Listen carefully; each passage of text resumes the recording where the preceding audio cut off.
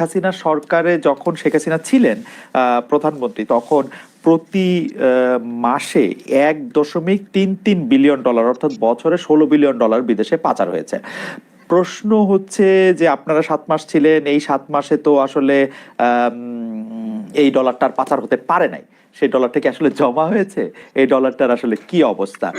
16 billion dollar পাচার হয়েছে, এটি আসলে আমরা একটি শ্বেতপত্র প্রণয়ন কমিটির কাছ থেকে এটি পেয়েছি। ডক্টর দেবপ্রিয় ভট্টাচার্য শ্বেতপত্র প্রণয়ন কমিটিতে ছিলেন। ডক্টর সালাউদ্দিন আহমেদ। না, যেটা পাচার হয়েছে এখনো পাইনি আমরা, তো প্রাণপণ চেষ্টা করছি। এটাকে লোকজনকে আইডেন্টিফাই করা হয়েছে এবং এটা ব্যাপারে লিগ্যাল প্রসেস আমরা শুরু করব। আন্তর্জাতিক বিভিন্ন ইস্যু, বিশেষ করে ব্রিটেনের একটা টিম বাংলাদেশ ব্যাংকে আসছে, ওরা টেকনিক্যাল অ্যাসিস্ট্যান্স দেবে।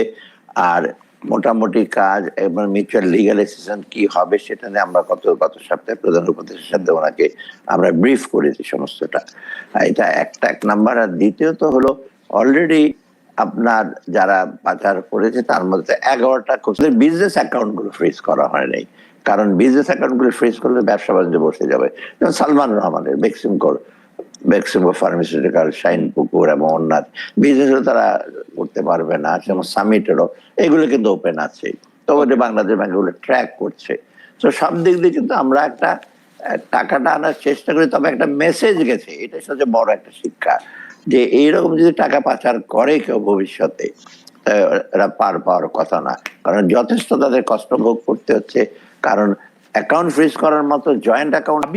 আমি আরেকটা জিনিস একটু জানতে চাই, যে যদি এই 7 মাস টাকা পাচার বন্ধ থাকে, অর্থাৎ এই 7 মাসে ওই হিসাবে 9.31 বিলিয়ন ডলার বাড়তি জমে যাওয়ার কথা, এটা কি আসলে আমরা এরকম সরলঙ্ক করতে পারবো, যেহেতু পাচার হয় না? সেই না, সরলঙ্ক করে, কারণ এখন হয়েছে কি জানেন, এটা হয়েছে কি এগুলো ডিস্ট্রিবিউটেড হয়ে গেছে, এটা কিন্তু মেইন স্ট্রিমে আসছে না। ওকে, বুঝতে পারছি, কিন্তু পাচার বন্ধ হয়েছে, তাহলে রিজার্ভ বাড়ছে না কেন? না, রিজার্ভ বাড়ছে না কারণ পাচার বন্ধ হয়েছে। এখন রিজার্ভ আগে যেটা পাচার হতো, মানে যেটা এডিশনাল, সেই এডিশনাল টাকাটা আগে আলাদা আগেও যে খুব বেশি যোগ হতো তা না। অতএব তখন থেকে কিন্তু রিজার্ভ আর বাড়েই নাই, রিজার্ভটা মেইনলি বেড়েছে আমাদের দেশে রেমিটেন্স আর এক্সপোর্ট, এই দুটো যেটা আমরা দেখি ইসে করি, যেটা কারেন্ট অ্যাকাউন্ট বেড়েছে সেখানে বেড়েছে। আর ইনভেস্টমেন্ট যেটা balance of payment financial account, এবং এই টাকাটা তো ফাইন্যান্সিয়াল ইস্যুতে আসে না মেইন স্ট্রিমে। এটা আপনার, এটাকে আমরা বলি যে সেকেন্ড টিয়ার ইকোনমি চলছে, ব্যবসা বাণিজ্য কিন্তু চলেছে ভেতরে ভেতরে, ওদের ব্যবসা যেটা আমরা বলি কালো ব্ল্যাক ইকোনমি, ওখানে চলছে। এখন এই টাকাটা তো ব্ল্যাক ইকোনমিটা বন্ধ হয়েছে এবং সেই টাকাটা তো আমরা ট্রেস করা ডিফিকাল্ট হচ্ছে কোথায় চলে গেছে টাকাটা। এই জন্য আপনি দেখবেন ব্যবসা বাণিজ্যের কিন্তু মন্থর গতি আসছে। শুধু ব্যাংকের টাকা দিয়ে তো, ঋণ দিয়ে তো ওই ব্যবসা বাণিজ্য চলতো না, চলতো বেশিরভাগ ওদের ব্ল্যাক ইকোনমি, ওই টাকাটা দিয়ে অনেক ব্যবসা বাণিজ্য চলতো। ওকে, এটা কি আসলে প্রকারান্তরে আওয়ামী লীগ যে অর্থনীতিটাকে ঠিক পথে রেখেছিল, যদি আমি জাতীয় বা বেষ্টিক অর্থনীতির কথা বলি, এইটা প্রমাণ করে কিনা?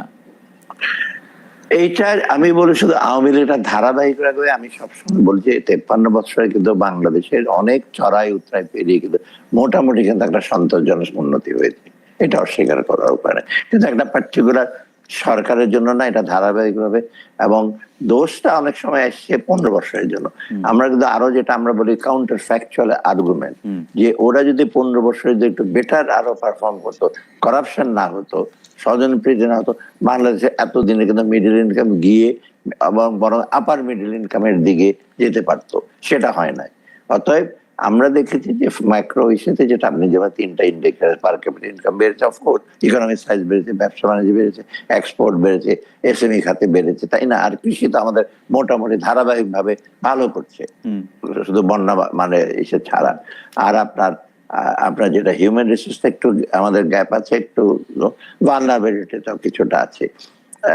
অতএব 3টা যদি আপনি কম্পেয়ার করেন, যারা সেটা এটা ইউএনডিপি যেটা, ওরা দেখে যে বাংলাদেশ অন্য দেশের তুলনায় ধারাবাহিক রূপে কিন্তু যাচ্ছে।